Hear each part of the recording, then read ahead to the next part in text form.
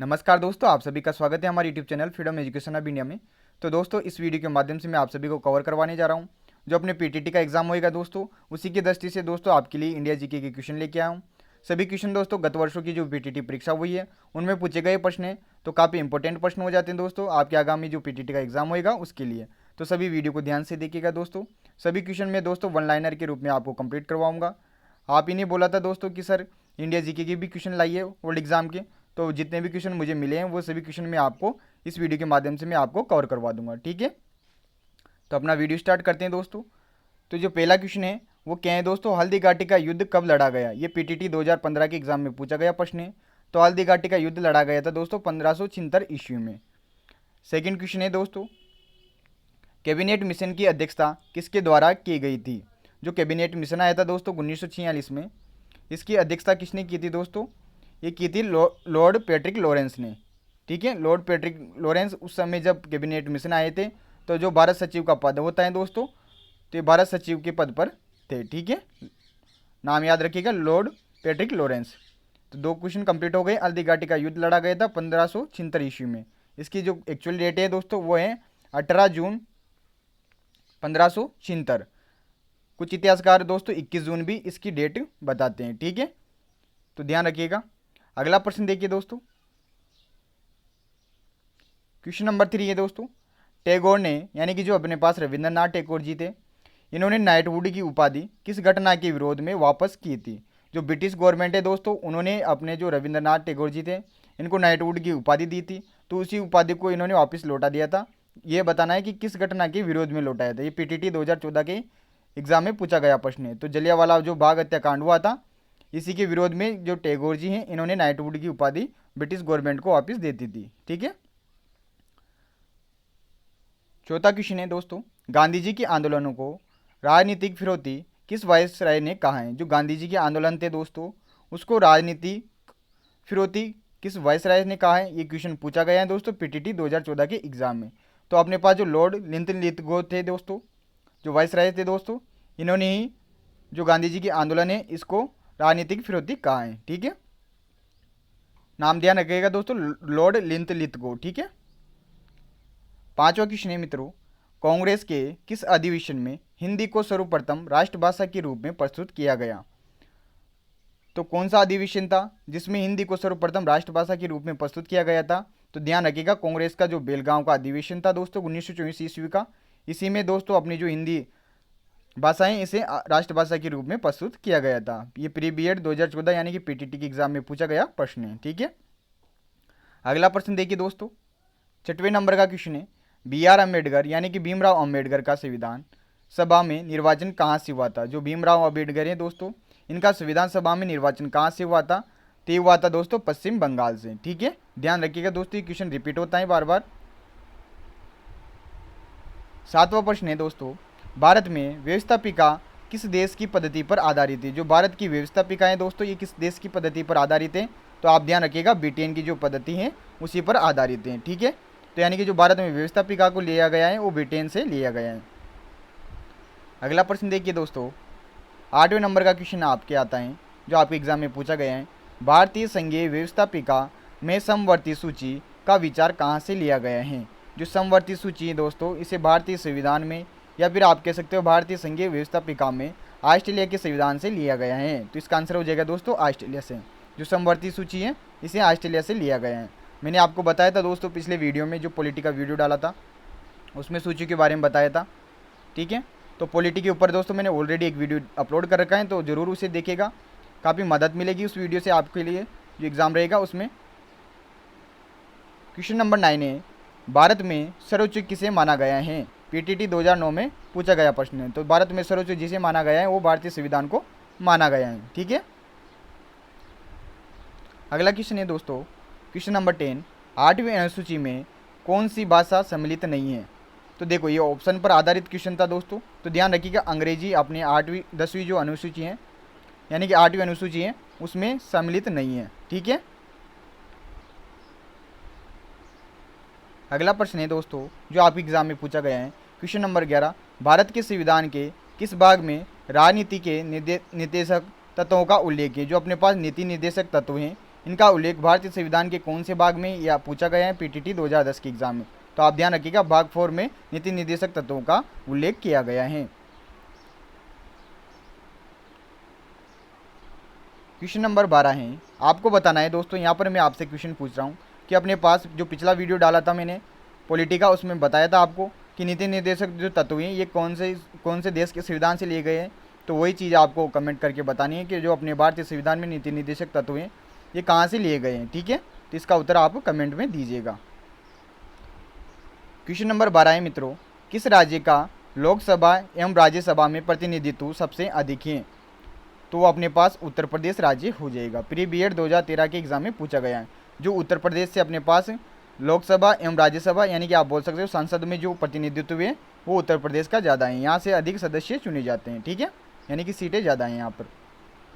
Question number 13 है, जो व्यक्ति सांसद ना हो क्या उसे मंत्री नियुक्त किया जा सकता है। तो पीटीटी 2011 के एग्जाम में पूछा गया प्रश्न है। तो आप बताइए दोस्तों कि अपने पास कोई सांसद नहीं है लेकिन उसे मंत्री नियुक्त किया जा सकता है। आप बोलोगे यस सर, उसे मंत्री बनाया जा सकता है, लेकिन मंत्री बनने के बाद उसे 6 महीने के भीतर संसद का सदस्य बनना होगा। ये कंडीशन उसके लिए अप्लाई होती हैं अपने भारतीय संविधान के अनुसार। क्वेश्चन नंबर 14 है, भारत सरकार का संवैधानिक अध्यक्ष कौन होता है। तो अपने पास जो भारत सरकार का संवैधानिक अध्यक्ष होता है दोस्तों वो अपने राष्ट्रपति जी होते हैं। तो इसका आंसर हो जाएगा राष्ट्रपति। अगला प्रश्न है दोस्तों क्वेश्चन नंबर 15, संविधान और विधि परिरक्षण संरक्षण और प्रतिरक्षण की जो शपथ कौन लेता है। ये पूछा गया है 2013 में। यानी कि संविधान के विधि परिरक्षण संरक्षण और प्रतिरक्षण की जो शपथ लेता है वो कौन है दोस्तों। तो वो है अपने पास राष्ट्रपति। राष्ट्रपति अपने संविधान की विधि की परिरक्षण और संरक्षण और प्रतिरक्षण की शपथ लेता है। और राष्ट्रपति को शपथ कौन दिलाता है, जो हाई को अपने पास सुप्रीम कोर्ट होता है दोस्तों, यानी कि जो अपने पास उच्चतम न्यायालय उसका मुख्य न्यायाधीश शपथ दिलाता है। ठीक है, ये बताया था मैंने आपको पिछले वीडियो में। क्वेश्चन नंबर 16 है दोस्तों, उपराष्ट्रपति राष्ट्रपति के त्यागपत्र को किसे संसूचित करता है। यानी कि जब राष्ट्रपति त्यागपत्र देता है तो उसे उपराष्ट्रपति किसे संसूचित करता है, किसको सौंपता है, लोकसभा अध्यक्ष को। ठीक है, और पिछले वीडियो में क्या बताया था मैंने आपको, जो उपराष्ट्रपति को जो शपथ दिलाता है वो राष्ट्रपति दिलाता है, उपराष्ट्रपति जो त्यागपत्र देता है वो राष्ट्रपति को देता है। ठीक है, अगला प्रश्न है दोस्तों क्वेश्चन नंबर 17, भारत का उपराष्ट्रपति किसका पदेन सभापति होता है। जो भारत का उपराष्ट्रपति होता है किसका पदेन सभापति होता है।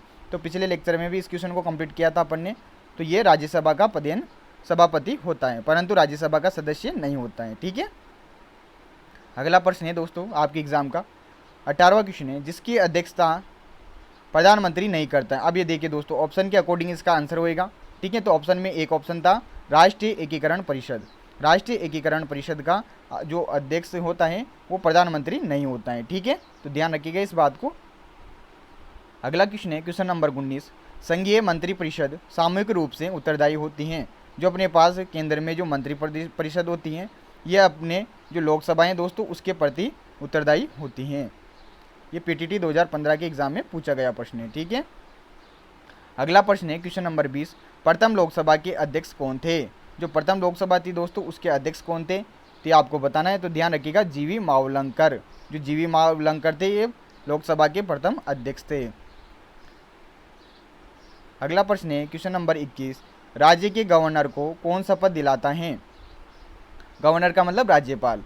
तो राज्य के राज्यपाल को कौन शपथ दिलाता है, उस राज्य का मुख्य न्यायाधीश। तो उस राज्य का मुख्य न्यायाधीश हो जाएगा।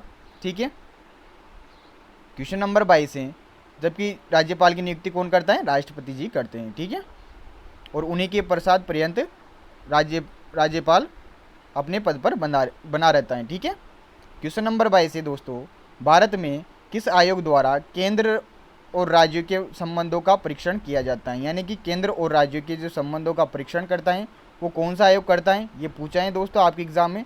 तो आप बताओगे सरकारीय आयोग। तो सरकारीय आयोग का क्या कार्य है भाई, केंद्र और राज्यों के जो संबंध होते हैं उनका परीक्षण करना। ठीक है, अगला प्रश्न देखिए दोस्तों क्वेश्चन नंबर 23 से, किस संविधान संशोधन द्वारा प्रस्ताव में समाजवादी और पंथ निरपेक्ष शब्द जोड़े गए। यहाँ पर दोस्तों प्रस्ताव की जगह आप बोल सकते हो प्रस्तावना। ठीक है, तो प्रस्तावना में कौन से संविधान संशोधन के तहत समाजवादी और पंथ निरपेक्ष शब्द जोड़े गए थे। तो मैंने आपको पिछले लेक्चर में बताया था, जो अपने पास 42वां संविधान संशोधन होता है, इसी के तहत ये शब्द जोड़े गए थे। एक और शब्द जोड़ा गया था दोस्तों, अखंडता। ठीक है, ये आपके पीटीटी में पूछा गया प्रश्न है 2015 में। अगला क्वेश्चन है मित्रों, क्वेश्चन नंबर 24 है, संविधान के किस संशोधन द्वारा पंचायतों को संवैधानिक मान्यता प्राप्त हुई? तो जो अपने पास पंचायत समितियां हैं, यानी कि जो पंचायत हैं, या जिसे अपन बोल सकते हैं दोस्तों ग्रामीण स्वशासन, तो इसमें जो पंचायतों को संवैधानिक मान्यता प्राप्त हुई है वो 73वें संविधान संशोधन के तहत हुई है। 73वां संविधान संशोधन 1992 में। ठीक है, इसके बारे में मैंने पिछले लेक्चर में पूरी जानकारी दे दी थी, जो अपने पास 73वां और 74वां जो संविधान संशोधन है उसके बारे में। ठीक है, अगला प्रश्न है क्वेश्चन नंबर 25, वायुमंडल में सर्वाधिक तत्व पाया जाता है?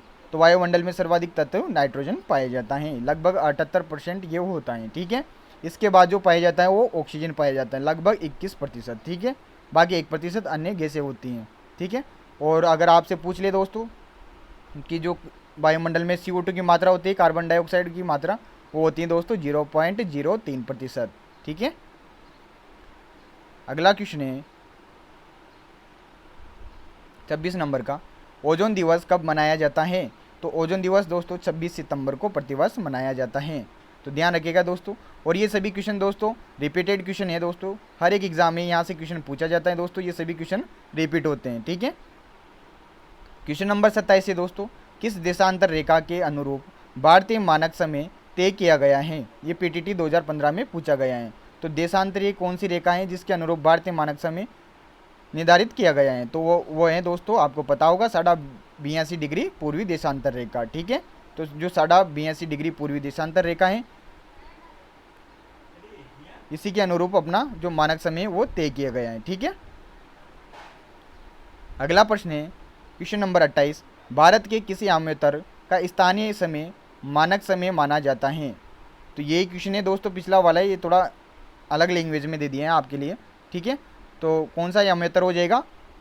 82.5 डिग्री पूर्वी याम्योत्तर। ठीक है, याम्योत्तर या फिर आप बोल सकते हो देशांतरीय पूर्वी देशांतरीय रेखा। ठीक है, तो जो अपने पास 82.5 डिग्री होता है, जिसे आप क्या बोल सकते हो 82 डिग्री 30 मिनट। ठीक है, ये इसमें किस में कन्वर्ट हो जाएगा? 82 डिग्री 30 मिनट में। ठीक है, तो पूर्वी देशांतर रेखा जो है ये अपने पास भारत की मानक समय रेखा है। ठीक है, इसी से अपने भारत का समय निर्धारित किया गया है।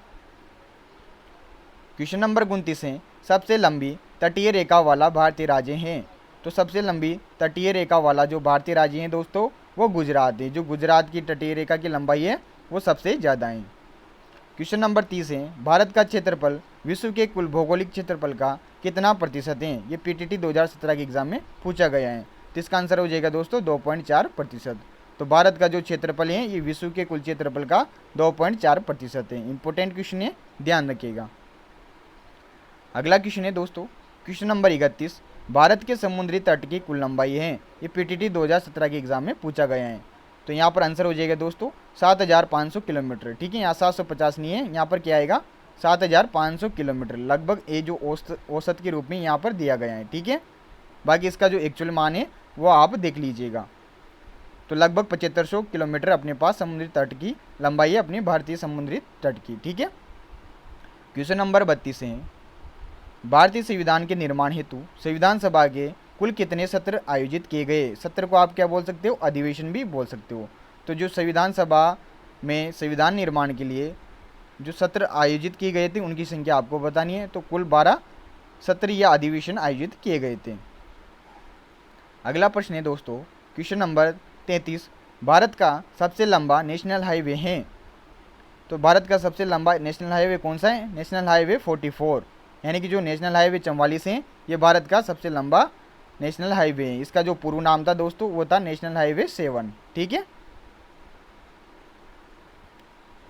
अगला प्रश्न है, दुलस्ती परियोजना का संबंध किस नदी से है? तो जो दुलस्ती परियोजना है दोस्तों ये जम्मू कश्मीर में चिनाब नदी पर है। ठीक है, तो दुलस्ती परियोजना का संबंध चिनाब नदी से है, और जो कि जम्मू कश्मीर जो यूटी है अभी वर्तमान में यहाँ पर स्थित है। ठीक है, क्वेश्चन नंबर 35 है, वायुमंडल की सबसे निचली परत है? तो वायुमंडल की सबसे निचली परत कौन सी होती है? सौरमंडल होती है। ठीक है, तो ये 35 क्वेश्चन थे दोस्तों इस वीडियो के माध्यम से आप सभी के लिए। ये सभी क्वेश्चन आपके पीटीटी की एग्ज़ाम में पूछे गए प्रश्न हैं दोस्तों, तो काम पे इंपॉर्टेंट प्रश्न है दोस्तों।